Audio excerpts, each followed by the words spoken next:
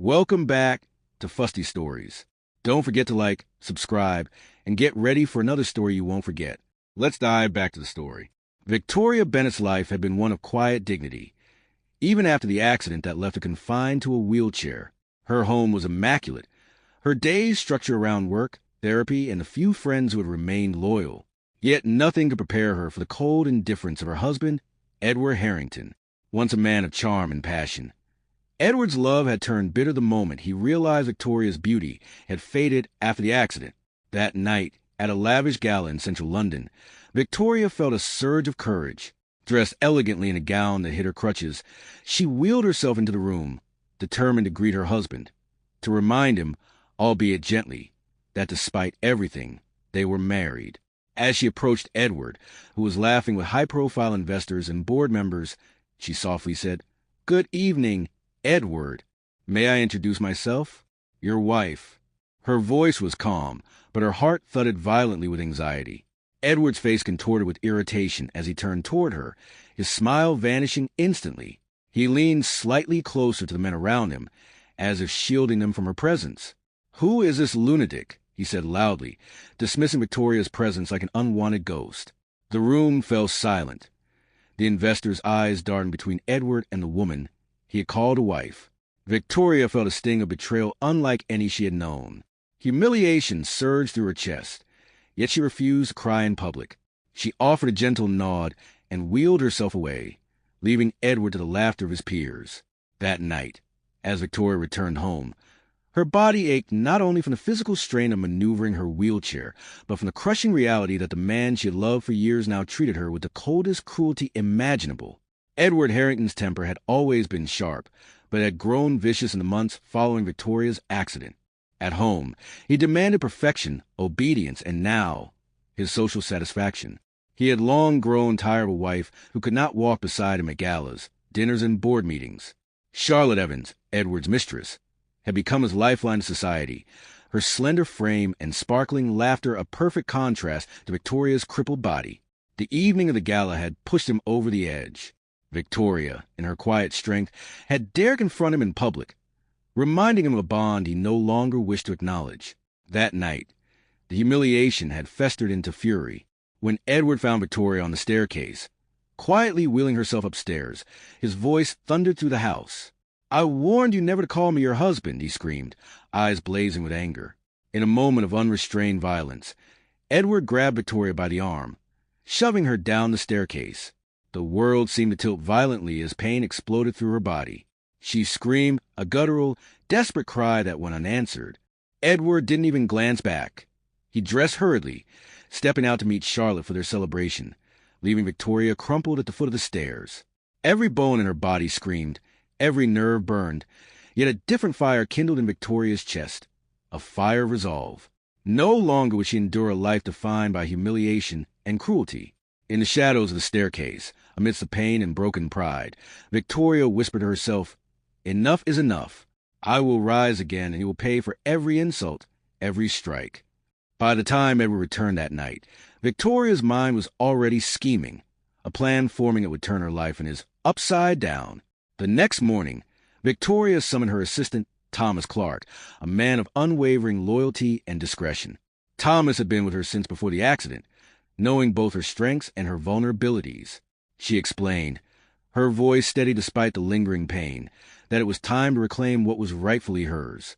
Thomas listened, nodding gravely as Victoria detailed her intentions to regain control of her company and bring Edward's lies and betrayals into the light. She would call an emergency board meeting, filing the necessary motions to reinstate herself as CEO. Every detail mattered. The timing, the legal maneuvering, the witnesses. Victoria's mind worked like a sharpened blade, slicing to the fear and bitterness that had threatened to consume her in the days following Edward's betrayal. Meanwhile, Edward strutted through the city, celebrating with Charlotte, oblivious to the storm brewing behind the walls of his home. He laughed, boasting of his influence and cunning, but the seeds of his downfall had already been sown. Victoria's quiet strength and intelligence, long underestimated, were about to shatter the illusion of control Edward believed he possessed. Each step he took in luxury and arrogance brought him closer to a reckoning he could neither anticipate nor prevent. The world, Victoria knew, could be cruel, but also had a strange way of balancing itself. She would wield that balance like a sword, and when the week of the board meeting arrived, Edward Harrington would discover that power was never truly lost. It was only waiting for the right moment to reclaim itself. Victoria's hands trembled slightly as she signed the divorce papers, her heart heavy but resolute. She had waited years for justice, enduring humiliation, abuse, and betrayal, and now she had the legal authority to sever the ties with a man who had once vowed to love her unconditionally.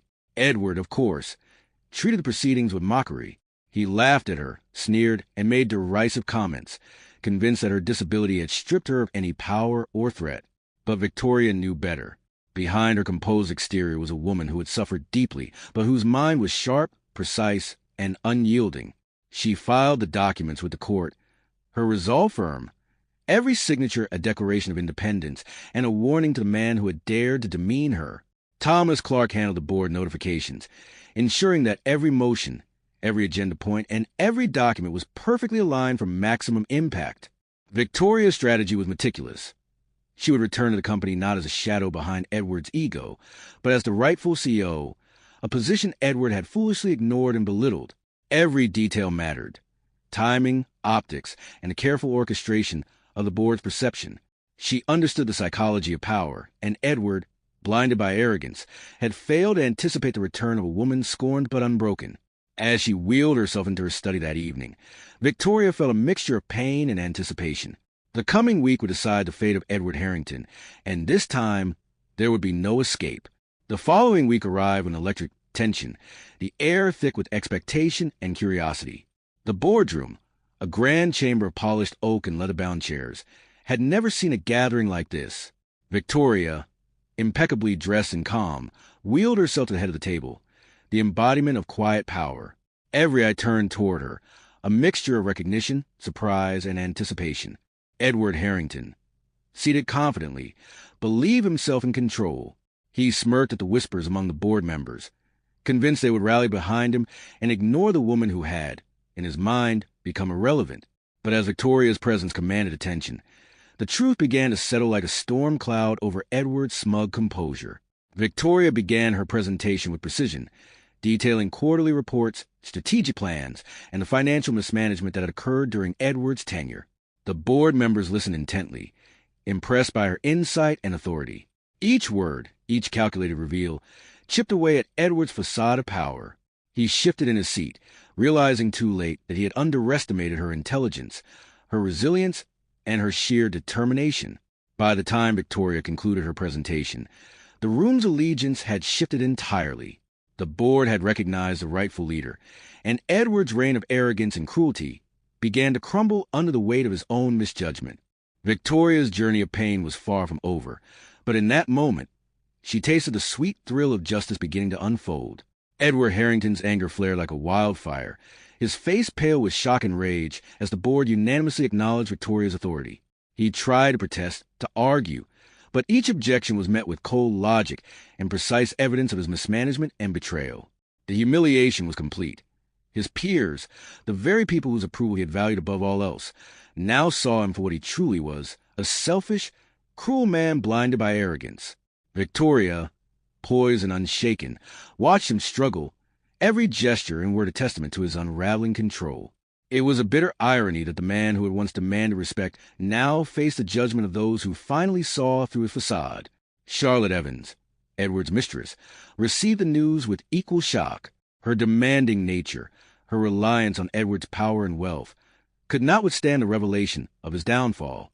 As Edward pleaded with her to support him, she coldly refused, abandoning him in his hour of need. The social circles he had once navigated effortlessly now turned away, whispering of his disgrace. Victoria, ever composed, felt a sense of vindication. The pain she had endured, the betrayal and abuse, had been transformed into a weapon of justice. In that moment, she realized that strength was not about physical capability, but the courage to reclaim one's life against all odds. Victoria's legal team moved swiftly, filing lawsuits against Edward for financial misconduct, fraud, and the abuse he had inflicted upon her. Each document, each court appearance, was a carefully calculated step toward ensuring he could never harm her again. Edward, once a man of influence and charm, now found himself entangled in a web of legal battles he could neither charm nor bribe his way out of. The humiliation was compounded as court documents, public statements, and the revelations of his abusive behavior began circulating quietly through business networks, damaging his reputation further. Victoria, however, remained a figure of calm authority, her every action deliberate, her every word measured. Thomas Clark continued to support her, managing communications, orchestrating media releases, and preparing for the next critical board decision. Victoria's mind, sharp and relentless, saw opportunity in every challenge. The board meeting had already proven that Edward's social leverage was worthless against her intellect and tenacity. As Edward scrambled, seeking allies, attempting apologies, and pleading with Charlotte, Victoria silently celebrated the turn of events.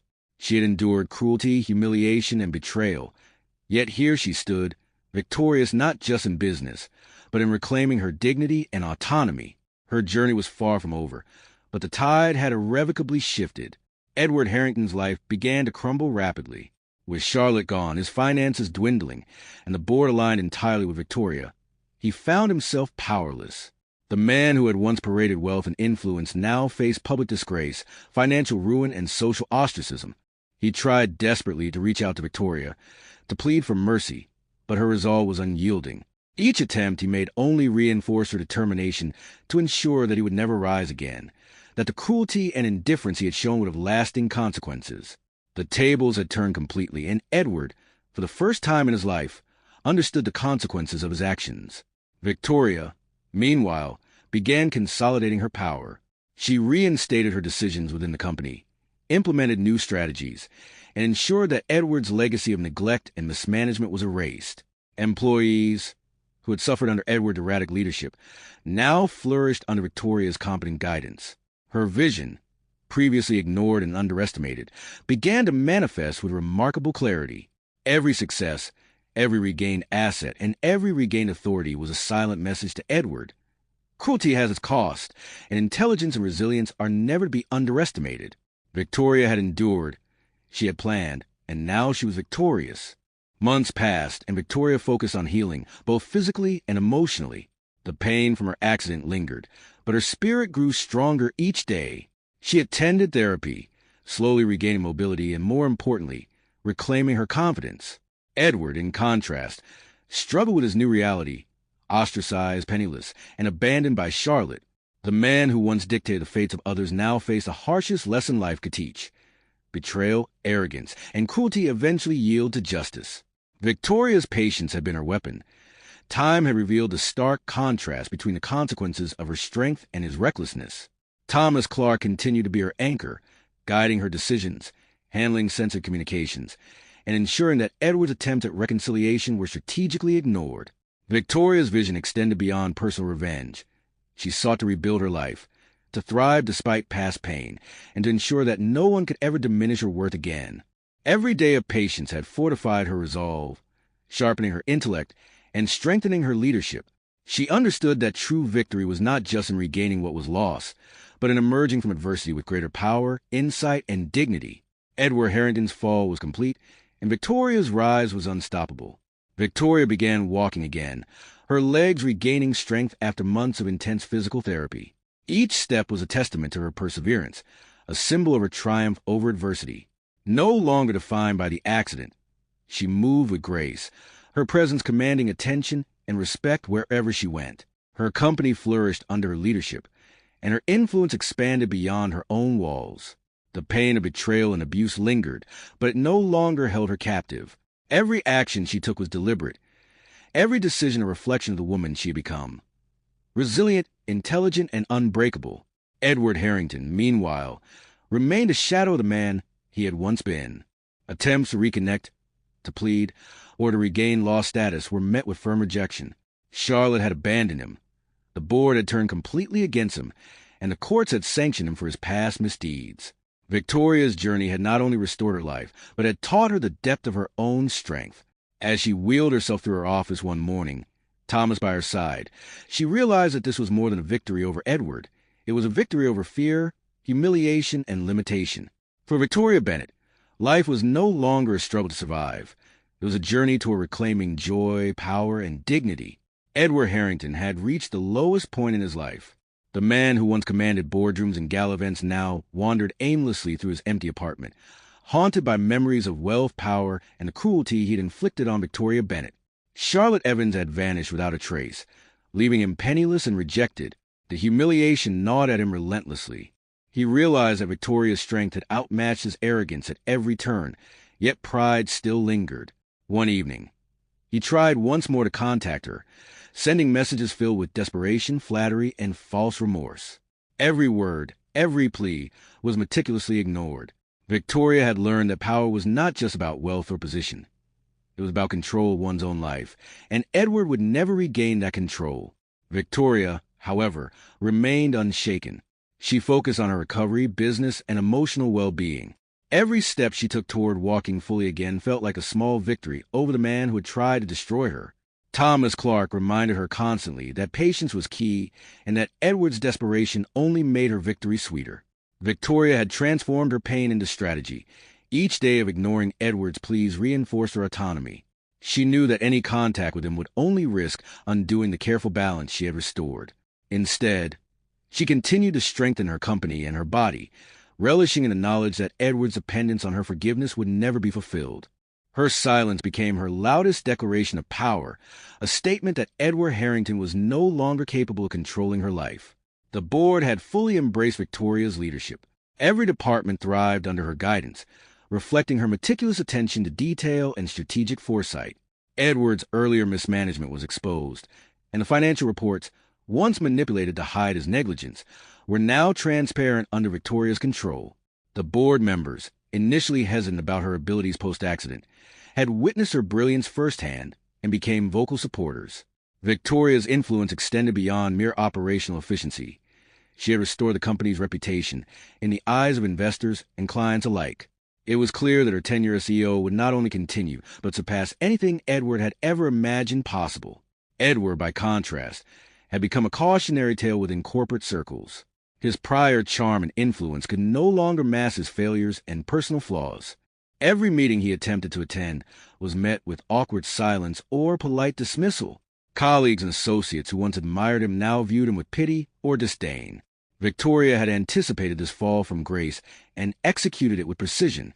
She watched, quietly satisfied, as Edward's once commanding presence dwindled into irrelevance. It was not just revenge. It was justice meticulously delivered. The power that Edward had once held over her life was gone forever, replaced with Victoria's unshakable authority, proving that resilience and intelligence could outlast cruelty and arrogance. Charlotte Evans, once Edward's glittering companion, realized that her materialistic loyalty had been tied to a sinking ship. With Edward's reputation destroyed and his wealth vanished, she vanished as well, leaving Edward to face the consequences of his actions alone. Her abandonment marked a crucial turning point in Edward's life.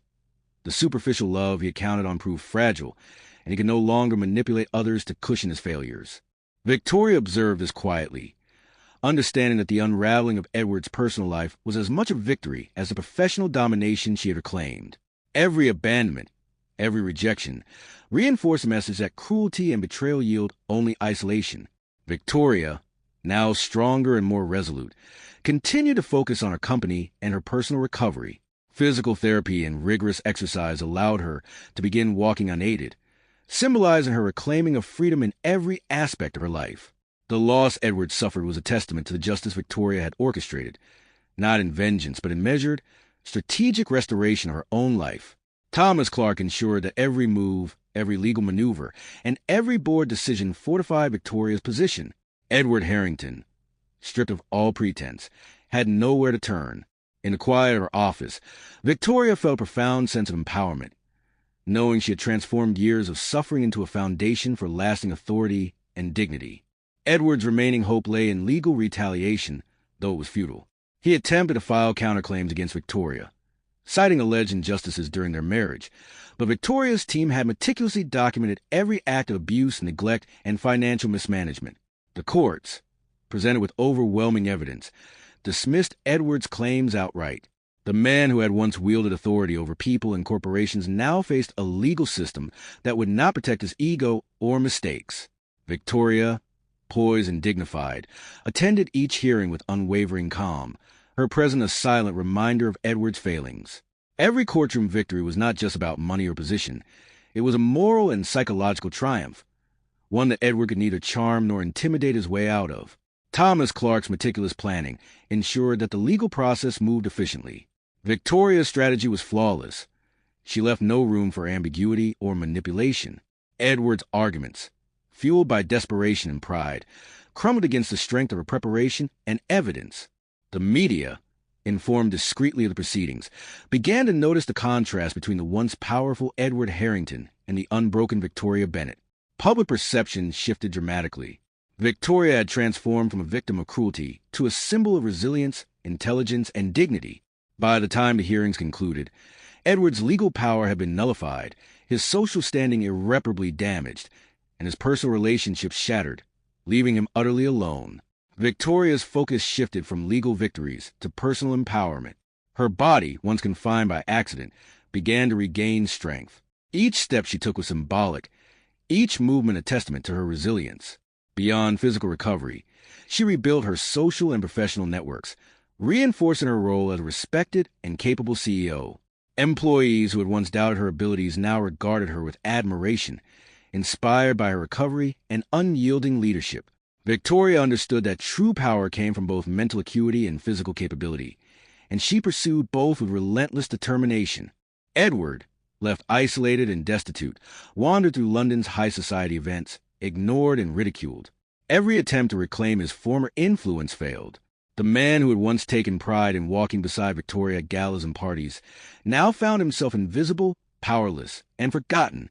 His arrogance had blinded him to the consequences of cruelty, and now he paid the price. Meanwhile, Victoria's ascent continued unabated. She became an icon not just of corporate acumen, but of human resilience, demonstrating that adversity could forge strength, independence, and unshakable confidence. Edward's downfall and Victoria's rise were starkly intertwined, a lesson in justice delivered with precision and foresight. Edward Harrington finally confronted the reality he had long ignored. Victoria Bennett was no longer a woman to be dismissed or abused. Her success, confidence, and independence highlighted the depth of his own failures. Each public acknowledgement of Victoria's power, from media coverage to board meetings, pierced his pride. He had underestimated her, dismissed her, and harmed her, believing his wealth, charm, and connections would shield him. Now, stripped of all defenses, he realized that he had lost far more than money or status. He had lost control, respect, and dignity. His former arrogance became his torment, a daily reminder of the consequences of his cruelty. Victoria, in contrast, reflected on her journey with a sense of quiet triumph. Her growth was not only professional, but deeply personal. Walking unaided, leading her company, and gaining respect from peers who had doubted her, she embodied resilience and justice. Edward's presence, now reduced to occasional desperate attempts at reconciliation, no longer intimidated or affected her. She had transformed pain into power, humiliation into strategy, and betrayal into opportunity. In this chapter of her life, Victoria realized that the true victory was freedom. Freedom from fear, dependency, and the cruelty of those who once sought to diminish her. Victoria's accomplishments began to gain recognition beyond her immediate circles.